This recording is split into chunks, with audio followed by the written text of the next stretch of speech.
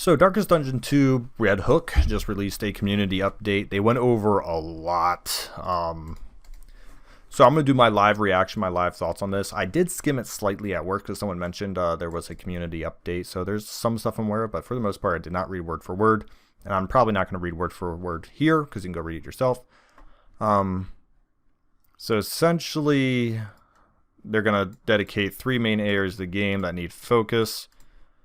And they're going to be assigning additional time and talent to these 3 areas we believe essential. Okay, so the big news is that they want to release this, and I don't know when they say it. They want to release 1.0 to Steam and EGS, Epic Games Store, February 2023.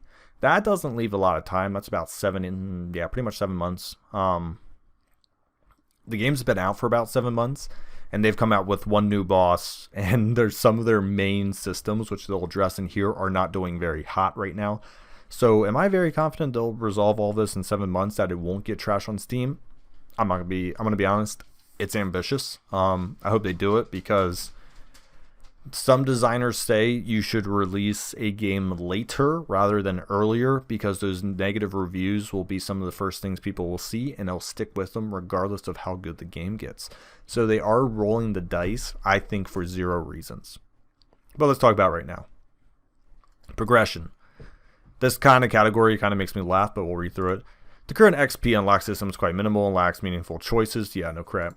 We heard the community's desire for something more Hamlet style, and the dovetails our internal vision. We currently are working on a complete overhaul of the progression system. Looking forward to sharing that with you. The new system provides a much stronger, compelling link between expeditions, and is focused around internal hub, through which you'll increase capabilities and unlock new items. So my only issue with this is it almost feels like they're backing down on the rogue Slay the Spire style game. What? I might be reading into too much. It still might be more Slay the Spire-esque, but don't introduce a Hamlet-like experience, but then keep... The best thing they could do is try to do a Hades. Hades is like the rogue Slay the Spire, but every time you come out, something's different in your hub.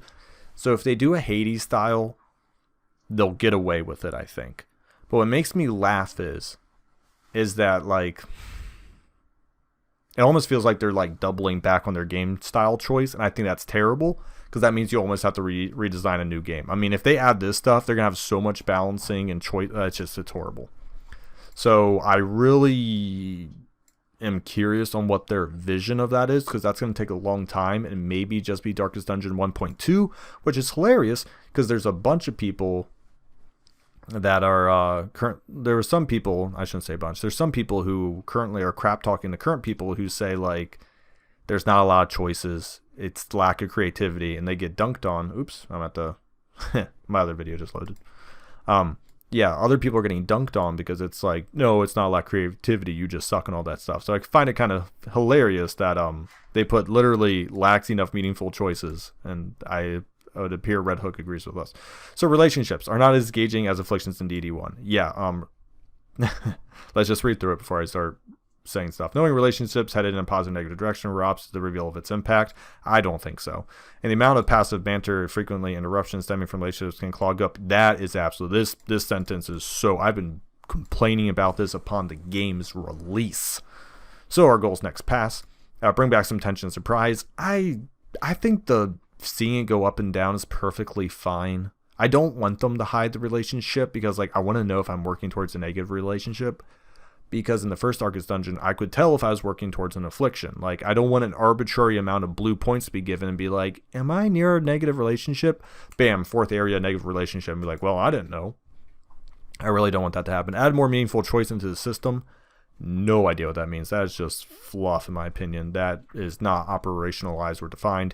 Make the benefits drawbacks more active and tactical, less of a spectator sport. So I think there is one thing called Surgeon on the Man at Arms or something. He gives a healing salve. So if that's what they're talking about, that's actually pretty cool. I would prefer it to be more tactical, and I just need it to stop making that loud noise, because I hate that thing. Remove some combat. Yes, please do that. That's so horrible. So horrible. We believe that the central thesis of relationships and evolving and impacting a party's capacity to survive is highly compelling. I would agree, but they definitely need to, fix it. It's horrible. The driving, I'll read through it.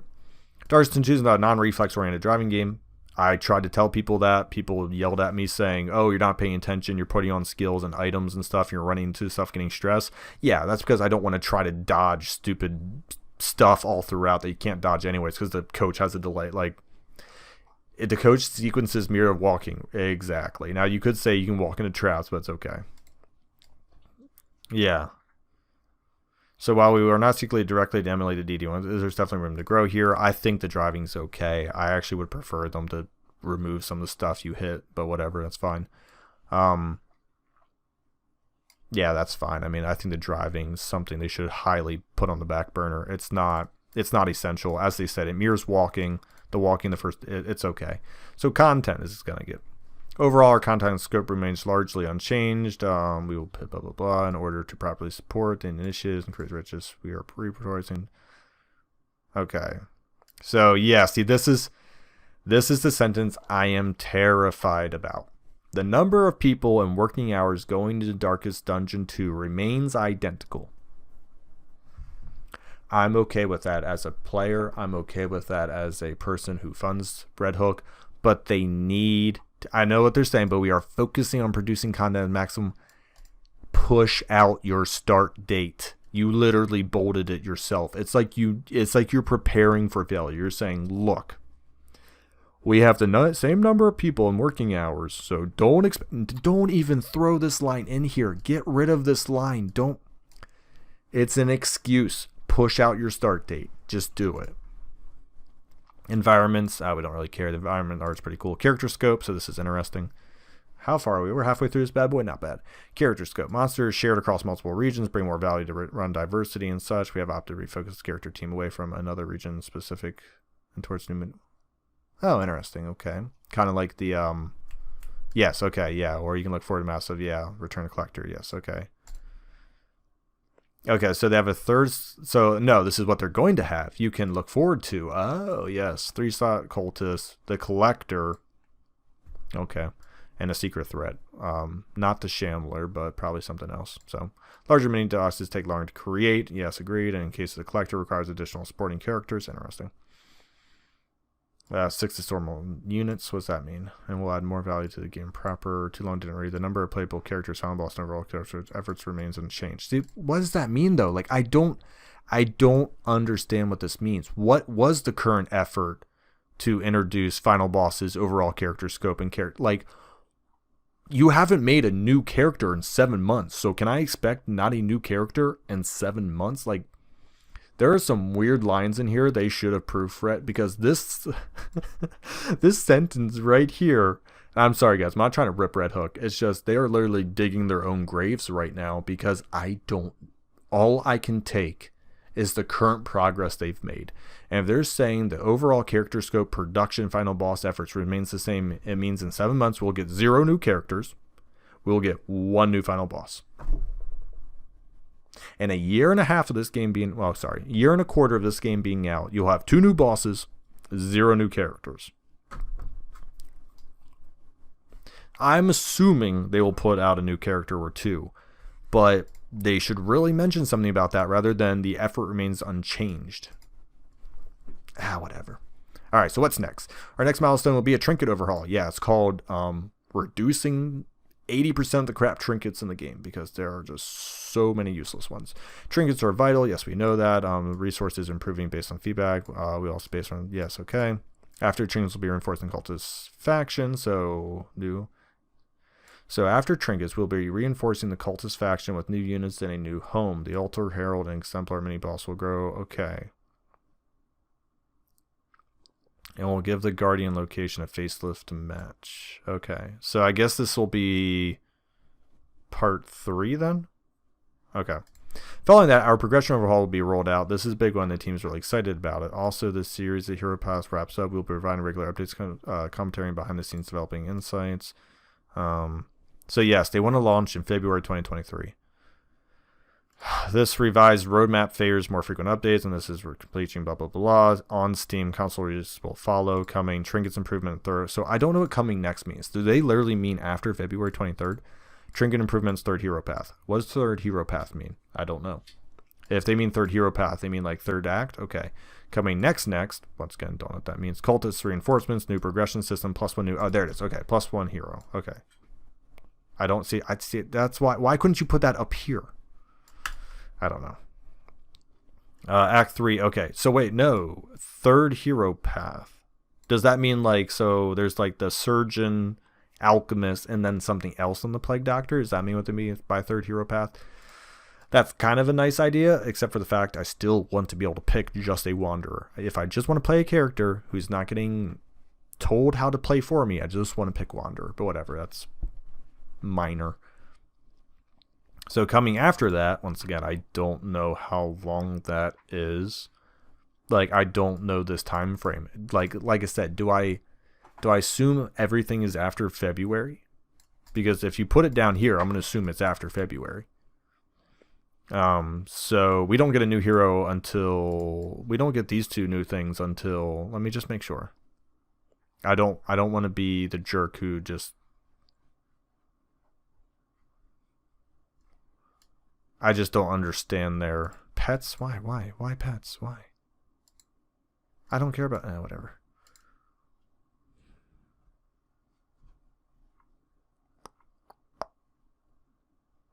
So they talked about a lot of this stuff in the overview, but so are they going to do trinkets improvements in third hero path like literally next before February?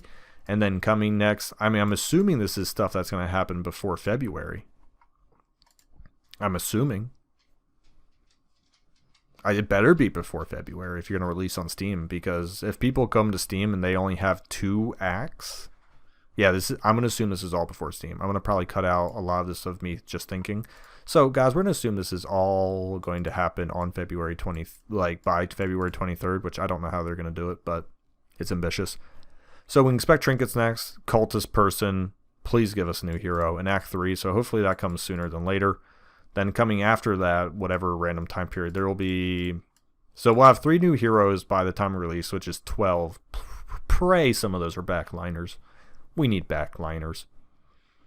Collector mini boss, interesting. Relationship rework. See, that's what I'm... how... You're not going to do relationship rework until after Act 4? It's like... That's the main part of your game, and you're going to do it after Act 4 and before you get like... It should be really relationship rework and Hamlet Hub should be the coming next. And then, oh well. So the update has a lot of good stuff. I know it sounds like I just crapped on it. I really didn't. I just find a few... It's just... There's just like a few contradictory things in here, I guess, which... Because we are assigning additional time and talent to 3 areas we believe are essential. So when they mean additional time, they just mean in an 8-hour day, rather than working on it for 4 hours, they're going to work on it for 5 hours. Well, which part of the games are now going to lack is my question. Because like I said, and then they mentioned the number of people in working hours remains identical. Well, you can't do additional time really unless you're taking from time you currently have, and the time you currently have you may be taking from future I just hope they don't burn themselves out or just throw everything out haphazard and February 23rd hit and they go, we're done. Like, we did it. We got 5 acts in there. We got original hero skins. We got 12 characters. We're done. I hope they don't do that, because you're not going to be able to do all of this in 7 months. That's all I'm going to say. Unless they have been like stockpiling all this progress in the back and just like piecing it to us, which I think is kind of crap if they have been. I spent money on early access. I would have liked to have more content thrown out on a monthly basis, but whatever.